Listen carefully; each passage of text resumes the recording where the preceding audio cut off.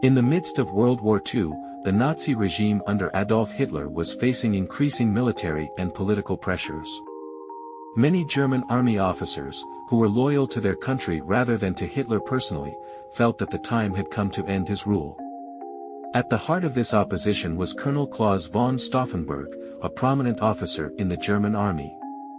Stauffenberg had suffered severe injuries on the battlefield, having lost one of his hands and eyes, but these injuries did not deter his revolutionary commitment. He was aware of the risks but believed in the necessity of ending Hitler's rule at any cost. Stauffenberg had a broad network of conspirators, including some senior civilian and military officials who were willing to risk everything. The plan was to use a bomb to kill Hitler and alter the course of the war.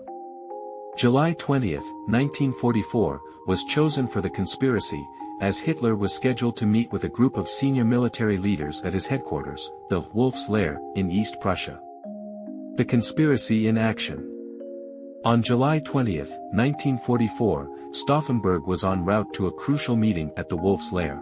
He had prepared his bomb, which contained highly explosive materials. The bomb was placed in a briefcase, with the goal of placing it under the meeting table where Hitler and his associates were seated. Before Stauffenberg reached the meeting, he encountered several logistical problems.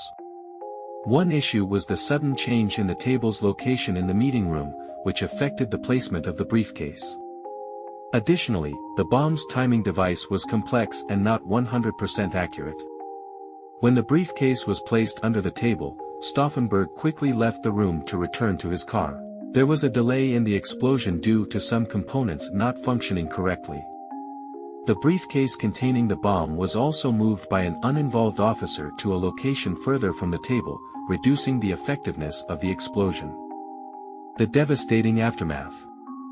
At 12:42 p.m. the bomb exploded, but its force was not sufficient to kill Hitler, who survived the blast by a stroke of luck. Despite the destruction of a significant part of the room and injuries to some attendees, there were no mass casualties.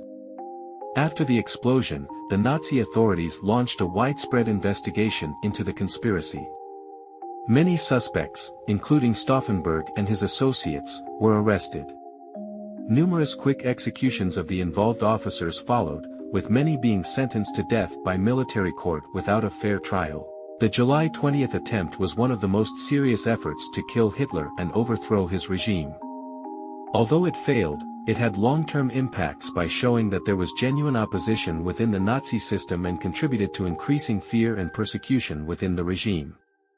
In the end, a group of German officers attempted something monumental for their country, but the significant challenges and unfavorable conditions rendered their efforts unsuccessful. However, the bravery of these conspirators is still remembered as a testament to courage in the face of tyranny.